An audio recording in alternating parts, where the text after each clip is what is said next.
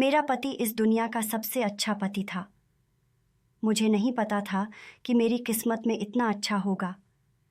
लेकिन अगर मेरा पति इतना अच्छा था तो फिर मेरे साथ कुछ दिनों से ऐसी हरकतें क्यों हो रही थीं जिनके बारे में कभी सोच भी नहीं सकती थी। मुझे ऐसा क्यों लग रहा था कि मेरे साथ सब कुछ गलत हो रहा था जो नहीं होना चाहिए था। आखिर मैं एक औरत थी और मुझे अपने बारे में पता था। मैं थोड़ी परेशान ज़रूर थी, पर मुझे यह नहीं पता था कि मेरे ऊपर कोई बड़ी मुश्किल आने वाली है। रात के 1 बज रहे थे और मैं घर की दहलीज के बाहर बैठी अपने पति का इंतज़ार कर रही थी। मेरे चेहरे पर मुस्कान थी और आंखों में अपने पति का चेहरा था। मेरा पति कोई बहुत ज़्यादा खूबसूरत नहीं था, लेकिन मेरा बहुत ख्याल रखता था। मैं उसके साथ बहुत खुश थी, उसकी हर बात मान लेती थी। लेकिन जब से मैं उसकी हर बात मानने लगी, तब से मेरे साथ कुछ अजीब समस्याएं होने लगीं, जो कि अब काफ़ी अजीब हो गई थीं। फिर भी मैं अपने दिल में कोई बुरी बात आने नहीं देना चाहती थी। लेकिन एक दिन यूं ही सोचा कि जो बात मैं रोज़ मानती हूँ, क्यों ना आज उसकी बात ना मानकर देखूं कि क्या होता है। मैंने उस रात ऐसा ही किया, क्योंकि जैसे ही मैंने अपने पति की बात मानने से इनकार किया, मेरे सामने एक ऐसा दृश्य आया जिसे देखने की मेरे अंदर हिम्मत नहीं थी। लेकिन वह सब कुछ मेरे साथ ही हो रहा था। मेरा नाम शिवानी है। मैं बहुत ज़्यादा खूबसूरत थी। मेरा रंग इतना साफ नहीं था, लेकिन मेरे नक्श, मेरा शरीर, मेरा वजूद बहुत खूबसूरत था। सब कहते थे कि इसमें एक कशिश है, इसे देखते ही दिल इसकी तरफ लग जाता है। मेरे माँ बाप इस दुनिया में नहीं थे। मुझे मेरे सौतेले चाचा चाची ने पाला था, जिन्होंने मुझे सड़क से उठाया था, लेकिन उन्होंने मुझे अपनी औलाद की तरह ही पाला था। वह मुझसे बहुत मोहब्बत करते थे, पर वह लोग भी गरीब थे, क्योंकि कूड़ा उठाने का काम करते थे और मैं उन्हीं के कूड़े से मिली थी। वैसे देखा जाए तो मेरे साथ कितना बुरा हुआ था कि मेरे अपने माँ बाप नहीं थे। यह सब कुछ किस्मत का खेल था। लेकिन अब यही मेरे चाचा चाची थे जिन्होंने मुझे कूड़े से उठाकर अपनी बेटी बना लिया था। अब वे मेरे कन्यादान के बारे में सोच रहे थे। क्या यह कोई छोटी बात थी? जब उन्होंने मेरी शादी करने के बारे में सोचा तो मुझे पता था कि मेरे लिए रिश्ता भी किसी ऐसे ही शख्स का आएगा। मेरे लिए जिस अनिल नाम लड़के का रिश्ता आया, वह किसी कंपनी में काम करता था और वहाँ पर मैनेजर का काम करता था। लेकिन यह काम कूड़ा उठाने से अच्छा काम था। उसके पास एक कमरे वाला घर था। मेरे चाचा चाची ने इस रिश्ते को बहुत ही अच्छा समझा। जब मुझसे पूछा गया तो मुझे कोई समस्या नहीं थी, क्योंकि लड़का देखने में अच्छा था और मेरी उम्र का ही था। मुझे अच्छा लग गया और मैंने भी हाँ कह दिया। हम दोनों की शादी हो गई। शादी की पहली रात ही अनिल ने मुझे बताया कि वह बहुत ज़्यादा धनी होना चाहता है। वह चाहता है कि वह एक दिन अपना कंपनी बनाए। उसने मुझे समझाया कि जो कंपनी में काम करता है ना, उसकी वजह से ही पूरा कंपनी चलता है, यानी जो काम करता है, क्योंकि उसके कंपनी चलाने के तरीकों की वजह से कंपनी में रखे थे। अगर मैं अपना कंपनी बना लूँ तो मेरे पास भी सब लोग आएंगे और मेरे पास बहुत सारा पैसा होगा। मुझे उसकी बातों से ऐसा लगा कि जैसे वह ऐसा आदमी है जिसे बस जल्दी जल्दी पैसे कमाने हैं। इसमें कुछ बुरा नहीं था, क्योंकि गरीब आदमी अगर पैसे कमाने के बारे में नहीं सोचेगा तो फिर और कौन सोचेगा। उसने कहा कि मुझे पता है, मेरा बाप भी बड़ा गरीब था। वह तो लोगों के घरों के आगे से कूड़ा उठाया करता था, और जब मेरी माँ उसकी ज़िंदगी में आई तो उसके हालात बदलने लगे। उसने यह छोटा सा घर भी बना लिया। यह घर बहुत छोटा था। इसे घर तो नहीं कहना चाहिए, पर कम से कम इसका किराया नहीं देना पड़ता था और उसका थोड़ा बहुत कारोबार भी चलने लगा था। फिर जब मेरी माँ इस दुनिया से चली गई तो वह फिर से गरीब हो गया। कहते हैं कि औरत के नसीब से ही मर्द को पैसा मिलता है। अब तुम मेरे नसीब में आ गई हो तो मुझे उम्मीद है कि हम अमीर हो जाएंगे। मैं हंस रही थी, क्योंकि मुझे पता था कि इस तरह से अचानक कोई अमीर नहीं होता। लेकिन मैंने उसके सपने की इज्जत की और कहा कि ऐसा ही होगा। उसने कहा कि तू बड़ी खूबसूरत है, मुझे बहुत अच्छी लगती है। तुझे अपनी पत्नी बनाकर मैं बहुत खुश हूँ और मुझे उम्मीद है कि सब कुछ ठीक हो जाएगा। तेरी खूबसूरती और तेरे नसीब से मेरा नसीब चमक जाएगा और हम बहुत अमीर हो जाएंगे। जब मेरे पास ढेर सारे पैसे आएंगे तो तू जो मुझे कहेगी मैं तेरे लिए लेकर आऊँगा। तुझे अपने दिल की और घर की रानी बनाकर रखूँगा। कहते हैं कि मर्द चाहे खूबसूरत हो या ना हो, लेकिन अगर अच्छी अच्छी बातें करना जानता हो तो औरत का दिल जीत लेता है। मेरे पति के अंदर भी यही खासियत थी। उसने भी मेरा दिल जीत लिया था। मैं बड़ी खुश थी। मुझे तो कुछ भी नहीं चाहिए था। ऐसा ही हमसफ़र चाहिए था जो मेरी तारीफ़ करे, मेरे हुस्न की तारीफ़ करे और मुझे पाकर ऐसा समझे कि जैसे उसे कोई कीमती ख़जाना मिल गया है। मेरे पति के साथ ज़िंदगी इतनी बुरी नहीं थी, क्योंकि वह अक्सर होटल से खाना लेकर आता था। एक दिन जब पहली दफ़ा खाना लेकर आया तो मैंने कहा कि यह क्या? उसने कहा कि रोज़ तुम्हारे लिए खाना लेकर आता हूँ। और इसके बारे में एक बात मशहूर है, इस होटल के मालिक को दुआ लगी हुई है। कहते हैं कि जो भी इस होटल का खाना खाता है, उन पति पत्नी का रिश्ता मजबूत हो जाता है। मुझे अपने पति की ऐसी मासूम बातों पर बहुत प्यार आता था। मैंने कहा कि ठीक है, जैसा भी हो, हमें तो खाना ही चाहिए। उसने कहा कि नहीं, इस खाने को तुमने यही समझकर खाना है कि जब हम यह खाना खाएंगे तो हमारी मोहब्बत बढ़ जाएगी। जाहिर है कि इस बात का कोई मतलब नहीं था, लेकिन अपने होटल का खाना बेचने के लिए लोग ऐसी बातें करते हैं। लेकिन एक बात यह है कि इंसान का अच्छा तरीके से पेट भरा होता है तो उसको अपना पति या पत्नी भी अच्छी लगने लगती है। भरे पेट वाले इंसान को दुनिया अच्छी लगती है, इसलिए शायद पति पत्नी में प्रेम बढ़ता है। लेकिन जिसने भी यह बात फैलाई वह बड़ा ही चालाक आदमी था। बड़ी गहरी बात थी। और आजकल के ज़माने में 2 वक्त का खाना बनाना कौन सा आसान काम है। वह भी होटल वाला अगर आपको मुफ्त में मिल रहा था तो फिर और क्या चाहिए था। मैं तो खाना देखते ही खुश हो जाती थी। वैसे इस खाने में बहुत ज़्यादा मिर्च हुआ करती थी, लेकिन मैं खा लेती थी। लेकिन जब मैंने खाना खाया तो मुझे ऐसी नींद आई कि मुझे पता ही नहीं चला। सुबह उठी तो मेरा पति काम पर भी जा चुका था। शायद उसने रात का बचा हुआ खाना ही गर्म करके खा लिया था, क्योंकि सर्दियों का मौसम था। पर मुझे उठना तो चाहिए था। मुझे बहुत अजीब लगा। जब वह रात को घर आया तो मैंने कहा कि माफ़ करना, मैं सुबह सोती रह गई थी। उसने कहा कि कोई बात नहीं, तू सोई हुई बड़ी खूबसूरत लग रही थी, इसीलिए मैंने तुझे जगाया नहीं। तू हर तरह से ही खूबसूरत लगती है। मैंने कहा कि तुम्हें तो तारीफ़ करने में डिग्री मिलनी चाहिए। वह कहता था कि आज तुझे एक पते की बात बताता हूँ। जो मर्द अपनी औरत से सच्चा मोहब्बत करता है ना, उसको अपनी औरत के पाँव बड़े सुंदर लगते हैं। तेरे पाँव भी बड़े सुंदर हैं। अगर तूने किसी और से पूछना हो कि क्या उसका पति उसे कितना प्रेम करता है, तो उससे पूछना कि क्या उसका पति उसके पैरों की तारीफ़ करता है। अगर उसने कहा हाँ, तो इसका मतलब है सचमुच प्रेम करता है। तुझे जब मेरी प्रेम के बारे में पता चल जाएगा तो तू भी हैरान रह जाएगी। काश मैं तुझे समझा पाता कि तुझे मुझे कितनी प्यारी है। मेरा पति मेरे लिए रोज़ खाना लेकर आता और वह खाना खाकर मैं ऐसे सोती कि जैसे मुझे होश ही नहीं होता था। एक दिन जब सुबह उठी तो उठते हुए मेरी कमर में तेज़ दर्द हो गया। मैं तो ज़मीन पर ही सोने की आदी थी। यहाँ तो फिर भी हमें चारपाई मिली हुई थी। फिर मेरी कमर में इतना दर्द क्यों हो रहा है? खैर, मैंने इस बात को नज़रअंदाज कर दिया, क्योंकि मेरी माँ कहती थी कि वह औरत ही नहीं होती जिसकी कमर में दर्द नहीं होता। मैं घर के कामों में मशगूल हो जाती थी। घर बहुत ही छोटा सा था। मेरा पति मेरे साथ बहुत प्यार करता था। कभी बारिश आती तो बच्चों की तरह कहता कि बारिश में नहाते हैं। कभी हाथ पकड़कर घर से बाहर निकल जाता। हमारे पास इतने पैसे नहीं होते थे कि हम रास्ते से कोई चीज़ खा लें या कोई चीज़ पसंद आ जाए तो उसे खरीद लें, लेकिन बस एक दूसरे के साथ घूम फिर के खुश हो जाते थे या 10-20 रुपए की कोई चीज़ लेकर खा लेते थे और यह दिन यादगार बन जाता था। मैं अपनी चाची के घर गई तो मेरी चाची ने कहा कि तेरा चेहरा बड़ा ही बेरौनक होता जा रहा है। क्या बात है, कहीं पति से लड़ाई तो नहीं हुई है?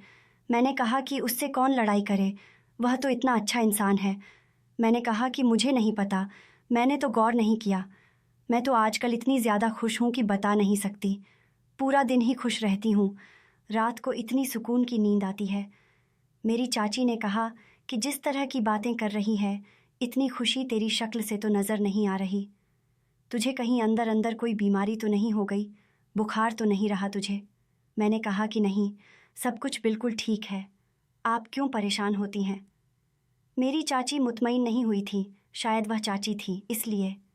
मेरी चाची ने कहा, देख, मैंने तेरे लिए एक चीज़ रखी है। इसी कूड़े में से मुझे एक बहुत ही खूबसूरत आईना मिला था। इसे अपने घर ले जा। हमारी शक्लें तो अब इतनी अच्छी नहीं रहीं कि हम खुद को देख सकें, लेकिन तू ज़रा अपने आप को गौर से देख। तेरे चेहरे पर पहले जैसी रौनक नहीं है। मैं वह आईना घर ले आई और जब मैंने उसमें खुद को देखा तो मैं थोड़ी हैरान हुई। मेरी आंखों के नीचे काले घेरे पड़ चुके थे और सचमुच मेरे चेहरे पर पहले जैसी चमक नहीं थी। लेकिन मेरी ज़िंदगी में तो सब कुछ ठीक था। मैं अच्छा खाती थी, अच्छा पीती थी और मेरी नींद भी पूरी होती थी। और सबसे बड़ी बात, अनिल रोज़ मेरी तारीफ़ करता था कि मैं पहले से ज़्यादा खूबसूरत होती जा रही हूँ। अगर ऐसा था तो उसने मुझे यह क्यों नहीं बताया? जब मैंने यह बात उससे कही तो उसने कहा, हर चाचा चाची यही समझते हैं कि उनके बच्चे खुश नहीं हैं या फिर उन्हें कोई समस्या है। बहुत प्यार करते हैं ना? मुझसे पूछ, तू तो पहले से भी ज़्यादा खूबसूरत हो गई है। मैंने कहा, मेरी कमर में भी बहुत ज़्यादा दर्द रहता है और टांगों में भी। हो सकता है मेरे साथ कोई समस्या हो। किसी सरकारी अस्पताल चलते हैं। उसने इस बात को गोल कर दिया। उसने कहा, नहीं, ऐसे ही अस्पताल जाने की क्या ज़रूरत है? कोई वहम डाल देंगे, कहेंगे कि फलां बीमारी है, जबकि होगा कुछ भी नहीं। बात तो उसकी ठीक थी। जब डॉक्टर के पास जाते नहीं तो वह कोई ना कोई बीमारी ज़रूर बता देता है। कोई भी डॉक्टर यह नहीं कहता कि आप तो बिल्कुल ठीक हैं, आपको किसी दवाई की ज़रूरत नहीं है। वह यही कहता है कि जी, दवाई लिख कर देता हूँ, आप खा लेना। उसने कहा, तुम मेरी आंखों से खुद को देखो तो बहुत ज़्यादा खूबसूरत लगती हो, और मेरी तारीफ़ करना शुरू हो गया। असल मुद्दे से हट गया। एक दिन मैं उसके कपड़े धो रही थी तो उसके कपड़ों में से मुझे 20,000 रुपये मिले। मैं हैरान रह गई। उसकी कुल पगार 10,000 थी और अभी तो पगार मिलने का वक्त भी नहीं था। मैंने वो पैसे वापस कर दिए। उसने कहा, हाँ, मेरे किसी दोस्त के हैं, उसने मेरे पास रखवाए थे। अच्छा हुआ कि तुमने कपड़े धो नहीं दिए, नहीं तो हमें उसे वापस करने पड़ते। मैंने कहा, ठीक है, लेकिन कुछ दिनों के बाद मुझे फिर से उसके कपड़ों से पैसे मिले और इस बार मैं हैरान हुई कि उसके पास ही क्यों बार बार उसका दोस्त पैसे रखता है। और जहाँ तक मैं जानती थी, उसके सारे दोस्त भी उसी की तरह गरीब थे। तो फिर उनके पास इतने पैसे कहाँ से आते थे? मैंने कहा, जब तक मुझसे मांगेगा नहीं, मैं उसे ये पैसे नहीं दूंगी। मैंने वो पैसे एक तरफ रख दिए। आखिर मैं उसकी पत्नी थी। इतने सवाल जवाब करने का तो मुझे हक था।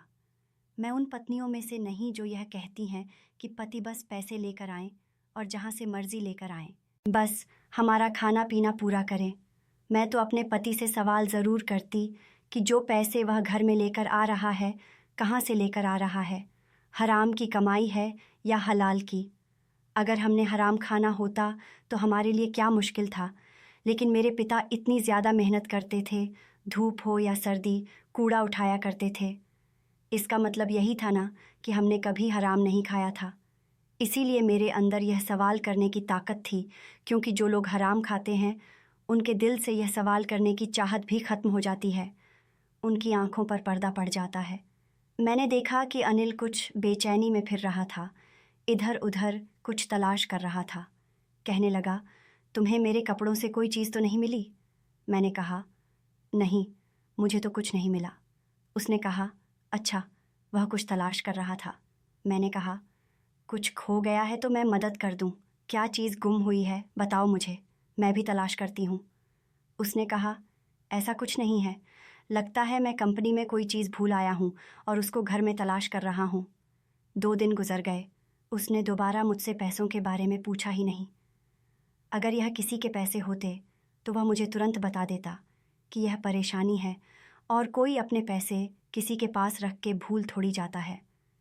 इसका मतलब यह था कि वह उसके अपने पैसे थे, लेकिन उसके पास इतने पैसे कहाँ से आए थे? अब तो इस बात को 3 हफ्ते गुजर गए थे। मेरी तबीयत बहुत ज़्यादा ख़राब रहने लगी थी। अभी मेरी उम्र ही क्या थी, लेकिन मुझे ऐसा लगता था कि जैसे मैं कोई बूढ़ी औरत हो गई हूँ। न मुझ में दम था, न मेरे हाथों में। मुझे पूरा दिन सुस्ती रहती थी, नींद आती रहती थी। और एक बात बहुत अजीब थी कि जितनी मोहब्बत अनिल को मुझसे थी, उतना ही वह मुझसे दूर दूर रहता था। हमारा कोई ऐसा पागलपन वाला रिश्ता था कि एक दूसरे के प्रेम में पागल हैं, लेकिन तारीफ तो वैसे ही करता था जैसे मेरा दीवाना है, पर उसके रवैये में यह दीवानगी नज़र नहीं आती थी। बस सीधा साधा सा रिश्ता था हमारा, लेकिन जब तारीफ करने बैठता तो ऐसा लगता था कि उसे मेरे अलावा कोई नज़र ही नहीं आता। मुझे उसकी यह हरकतें बहुत परेशान करती थीं। कभी कभी ऐसा लगता था कि जैसे बहुत ज़्यादा प्रेम करता है, और कभी कभी ऐसा लगता है कि बस बर्दाश्त कर रहा है। ये कैसा रिश्ता था हमारा। मैंने एक दिन अनिल से कहा कि मेरी तबीयत बड़ी ख़राब रहती है, कहीं मैं माँ तो नहीं बनने वाली। इस बात पर वह चौंक गया और उसने कहा, नहीं, तुम माँ नहीं बन सकती। मैंने कहा, क्या मतलब? उसने इस तरह का रिएक्शन दिया कि जैसे उसे यकीन था कि मैं कभी माँ नहीं सकती, और थोड़ा घबरा भी गया। मैंने कहा, तुम्हें क्या हो गया है? हमारी शादी को 4 महीने हो गए हैं, क्यों माँ नहीं बन सकती मैं? शादी के बाद यही सब कुछ तो होता, और मैं तो माँ बनना चाहती हूँ। हमारा कौन सा खर्चा है, खाना तो तुम बाहर से लेकर आते हो, जैसे तैसे करके पाल ही लेंगे बच्चे को। मेरी कमर और टांगों में बड़ा दर्द रहता है, मेरी शक्ल भी बेरौनक सी हो रही है। मेरी चाची कहती थी कि जब औरत माँ बनने वाली होती है तो उसकी शक्ल बेरौनक हो जाती है, आंखों के गिर्द हल्के भी पड़ रहे हैं। मुझे पूरा यकीन है कि मैं माँ बनने वाली हूँ। जब मैंने यह बात की तो वह बड़ा परेशान हो गया। उसने कहा, ठीक है, डॉक्टर के पास चलेंगे। पहले तो वह कहता था कि डॉक्टर के पास जाना ही नहीं है, लेकिन अब फ़ौरन मान गया। ये बात भी बड़ी अजीब थी, लेकिन मैंने कहा कि चलो। मान तो गया। पता नहीं क्या बात थी, क्या वैसे बच्चों को पसंद नहीं थे? हाँ, हम लोग गरीब थे, लेकिन जहाँ हमारा गुजारा हो रहा था वहाँ बच्चे का भी गुजारा हो जाता। बच्चे तो वे लोग भी पैदा करते हैं जो सड़क पर रात गुजारते हैं, और हमारे पास तो फिर भी सर छुपाने की जगह थी। हम लोग अगले दिन ही डॉक्टर के पास चले गए। डॉक्टर ने कहा कि आप टेस्ट कराई। टेस्ट की रिपोर्ट आने में 1 घंटा था। ये सरकारी अस्पताल था। वह बार बार उठ जाता और पूछता कि रिपोर्ट कब आएगी, यहाँ तक कि उसे लैब वाले ने डांट दिया और कहा, भाई, तुम्हारा परेशानी क्या है? जब तुम्हें कहा है कि 1 घंटे में रिपोर्ट आ जाएगी तो तुम्हें किस बात की बेचैनी है? मैंने उससे कहा, क्या हो गया, इतने परेशान क्यों हो रहे हो? तुम तो कहते थे तुम्हें बच्चे पसंद नहीं हैं। उसने कहा, मेरे साथ अभी बातें नहीं करो, घर जाके बात करेंगे। जब रिपोर्ट आ गई तो रिपोर्ट मेरे हाथ में थी। हम दोनों ही इतने पढ़े लिखे नहीं थे कि हमें पहले से पता चल जाता कि रिपोर्ट में क्या लिखा हुआ है। मैं अंदर चली गई और बाहर आई तो उसने मुझे कहना शुरू कर दिया कि इतनी देर लगा दी तुमने, जबकि मैं सिर्फ 5 मिनट के लिए ही गई थी, क्योंकि डॉक्टर ने मुझे सिर्फ यही बताना था कि मैं माँ बनने वाली हूँ या नहीं। उसने कहा, क्या कहा है डॉक्टर ने? तुम माँ तो नहीं बनने वाली हो। वह तो इस तरह से कह रहा था कि अगर मैं माँ बनने वाली हूँ तो कोई बहुत बड़ी कयामत आ जाएगी। बोलो भी, बताती क्यों नहीं हो? ज़ुबान पर ताले पड़ गए हैं। मैंने कहा, किस तरह से बात कर रहे हो? आज तुम्हारी मीठी ज़ुबान को क्या हो गया? उसने कहा, मुझे सीधा सीधा बताओ, नहीं तो मैं यहीं पर छोड़ के घर चला जाऊँगा। मैं तो हैरान ही रह गई। मैंने कहा, घर जाकर बताऊँगी। वह सारे रास्ते मुझे बातें सुनाता रहा, क्योंकि हम पैदल ही जा रहे थे। मैं तुझ पर हैरान हो रही थी, कैसे क्या हो गया, अचानक से ही तुम तड़ाक पर आ गए। कहने लगा कि दिमाग की दही ना कर, बेवकूफ़ औरत, सही सही बता दे क्या बात है, क्यों इतना भाव खा रही है तू? जब घर पहुँचे तो मैं बाथरूम में चली गई और जानबूझकर मैंने देर लगाना शुरू कर दी। मैं खुद ही बाहर नहीं आ रही थी। मुझे तो यह समझ नहीं आ रहा था कि यह इतना परेशान क्यों हो रहा है। मैंने कहा, इसे थोड़ा और बेचैन होने देती हूँ। यहाँ तक कि उसने दरवाज़ा ही पीटना शुरू कर दिया, और अब उसने मुझे गुस्से से कहा, तुमने क्या ड्रामे बना रखे हैं? जब तुम्हें इस बात का पता है तो मुझे बता क्यों नहीं देती? मैंने कहा, नहीं, मैं माँ बनने वाली नहीं हूँ। डॉक्टर ने कहा है कि मैं माँ बनने वाली नहीं हूँ, लेकिन मैं बहुत ज़्यादा कमज़ोर होती जा रही हूँ। शायद मेरे साथ कुछ अजीब हो रहा है जो नहीं होना चाहिए। उसने कहा, कुछ अजीब नहीं हो रहा है तुम्हारे साथ। मैंने कहा था ना कि यह डॉक्टर इसी तरह की बातें करती हैं, जैसे ही उसे पता चला कि मैं माँ नहीं बनने वाली, वह बहुत ज़्यादा मुतमिन हो गया। उसने फ़ौरन ही मुझसे माफ़ी मांगी और कहा कि बस तुम अपना ख्याल रखो, आज से मैं तुम्हारे लिए और भी अच्छे अच्छे खाने लेकर आऊँगा तो तुम ठीक हो जाओगी। मुझे मेरे पति के रवैये की समझ नहीं आ रही थी। अभी तक तो मैं यह समझने लगी थी कि शायद मैं इस शख्स को बहुत अच्छी तरह जानती हूँ, लेकिन आज उसने जिस तरह का रवैया पेश किया, मैं हैरान रह गई थी। रात को फिर से मेरे लिए खाना लेकर आया और मेरा खाना खाने का बिल्कुल भी मूड नहीं था। मैंने कहा, क्या तुम्हें बच्चे पसंद नहीं हैं? उसने कहा, पागल हो, मुझे बच्चे बहुत पसंद हैं और मैं चाहता हूँ कि हमारे बच्चे पैदा हों, लेकिन इस गरीबी की ज़िंदगी में नहीं। मैंने कहा, हम लोग जो भी कर लें, हम ज़्यादा से ज़्यादा कितना अमीर हो जाएंगे? क्या हमारे पास कोई बहुत बड़ा बंगला और गाड़ी आ जाएगी? उसने कहा, नाउम्मीदी की बातें मत करो। मैंने ऐसे लोग भी देखे हैं जिनकी जेब में 30 रुपए नहीं होते थे, लेकिन फिर वह बड़े बड़े बिजनेसमैन बन गए। तो फिर हम अमीर क्यों नहीं हो सकते? मैंने कहा, सीधे रास्ते से इस तरह का कोई काम नहीं होता। ऐसे कामों के लिए उल्टे रास्ते पर जाना पड़ता है। 2 वक्त की रोटी पूरी करना ही इतना ज़्यादा मुश्किल है। हलाल की कमाई से सिर्फ पेट भरता है। जो सपने तुम देख रहे हो, वह सिर्फ हराम की कमाई से ही पूरे होते हैं। इस बात पर वह खामोश हो गया। मैं अभी तक हैरान थी कि उसका मूड अचानक कैसे बदल गया। मैंने कहा, मुझे भूख नहीं है, मुझे खाना नहीं खाना है। फिर भी वह मुझे अपने हाथों से निवाले बनाकर खिलाने लगा। थोड़ी देर पहले वह ऐसी बातें कर रहा था जैसे मेरी जान ले लेगा। ये किस तरह की हरकत थी? उसने कहा, इस बात को छोड़ दो। अगर तुम्हें मेरी कोई बात बुरी लगी हो तो मुझे माफ़ कर दो और खाना खा लो। मैंने कहा, मेरा खाना खाने का दिल नहीं कर रहा। वैसे भी तुम मुझे इतनी जल्दी खाना खिला देते हो और पता नहीं इस खाने में ऐसा क्या होता है कि मुझे इतनी ज़्यादा नींद आ जाती है। उसका कहना था, जब इंसान का पेट भर जाता है तो नींद आ जाती है और तुम्हें यह खाना खाना ही पड़ेगा। मैंने कहा, मुझे भूख नहीं है। उसने कहा, तुम्हें फिर भी खाना पड़ेगा। मैंने कहा, क्या मतलब खाना पड़ेगा? नहीं, भूख तो मैं खाना क्यों खाऊं? इस बात पर भी वह घबरा गया और उसने कहा, खाना खराब हो जाएगा तो कौन खाएगा? मौसम बदलने लगा है।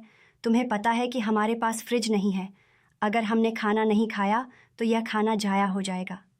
मैंने कहा, हाँ, ये बात तो तुम्हारी ठीक है। अब सर्दियों का मौसम जा रहा था। मैंने थोड़ा बहुत खाना खा लिया और उसके बाद वही हुआ जो होना था। मैं बहुत गहरी नींद सो गई। मुझे तो ये समझ नहीं आती थी कि मैं इतना अच्छा खाना भी खाती थी, अब नींद भी पूरी करती थी, फिर मेरे साथ इतने मसले क्यों बन रहे थे? मैंने कुछ दिन अपने पति से सवाल जवाब करना छोड़ दिया।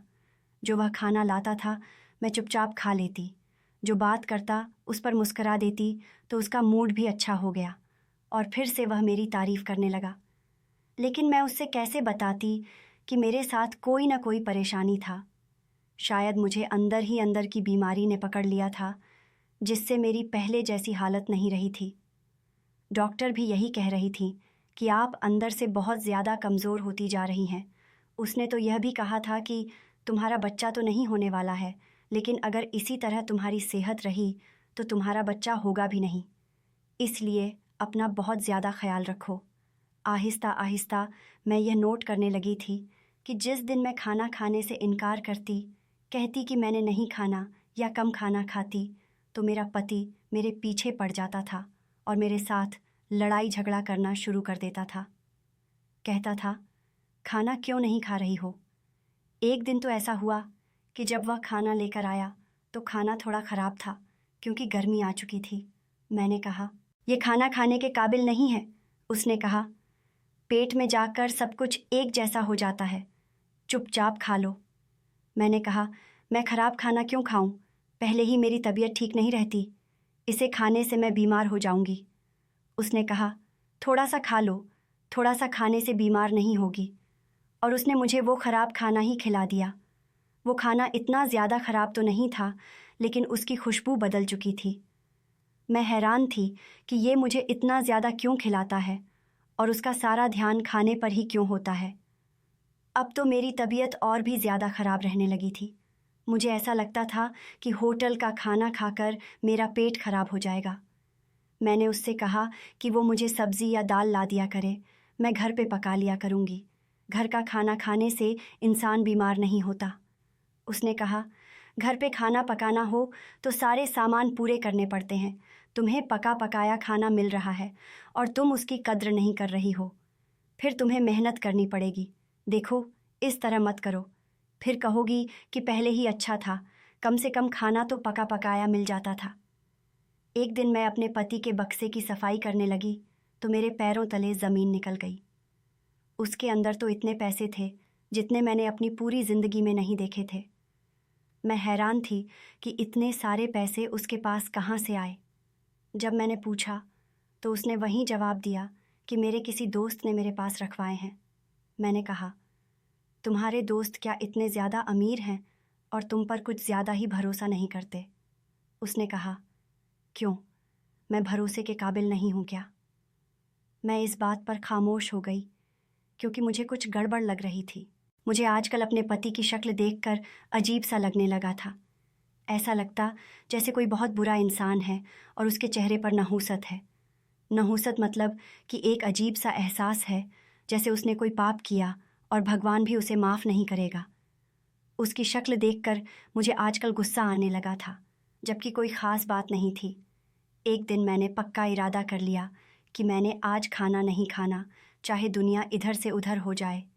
पर मुझे पता था कि अगर मैं इनकार करती तो फसाद बन जाता और वह मेरे पीछे पड़कर मुझे खाना खिला देता। इसलिए मैंने एक्टिंग की कि जैसे मैंने खाना खा लिया है, लेकिन मैंने खाना नहीं खाया था और हम लोग सोने के लिए लेट गए। पर अजीब बात थी कि आज मुझे नींद नहीं आ रही थी। मुझे तो रोज़ नींद आती थी, वह भी ऐसी कि मुझे पता ही नहीं चलता कि मैं कब सोई और कब जागी। लेकिन आज मुझे बिल्कुल नींद नहीं आ रही थी। इसका मतलब कि कोई न कोई गड़बड़ ज़रूर थी, क्योंकि आज ही मैंने खाना नहीं खाया और नींद मेरी आंखों से बिल्कुल गायब थी। लेकिन मैं सोने की एक्टिंग कर रही थी। थोड़ी देर के बाद मेरा पति उठा और बाहर चला गया।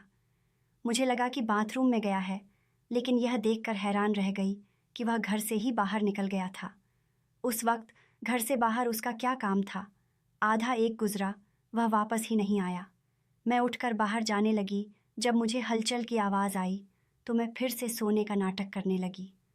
मेरा पति वापस आ गया था, लेकिन यह महसूस करके मैं हैरान रह गई कि वह अकेला नहीं था, उसके साथ कोई और आदमी भी था।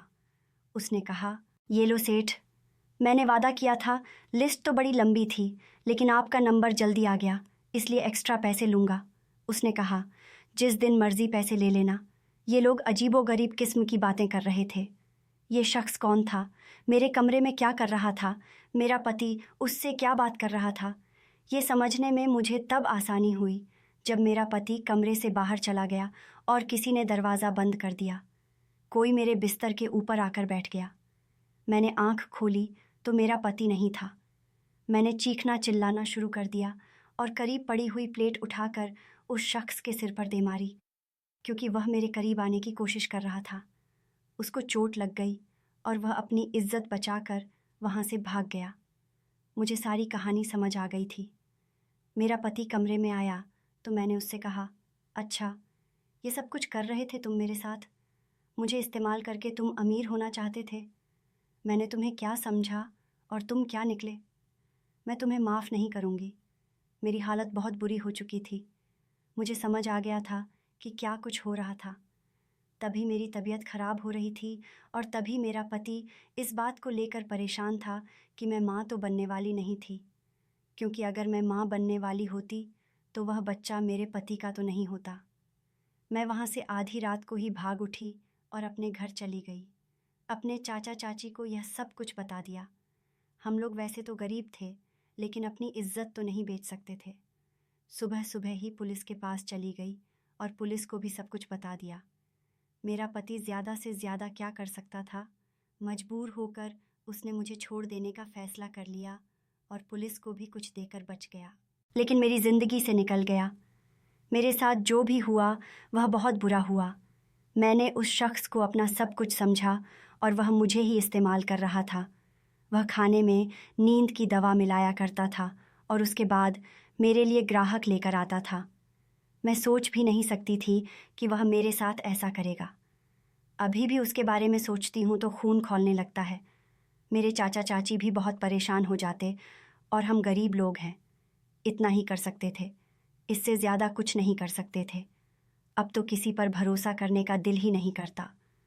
अपने चाचा चाची के साथ ही रहती हूँ, जो भी रूखी सूखी मिलती है खा लेती हूँ, लेकिन इज्जत की ज़िंदगी गुजार रही हूँ।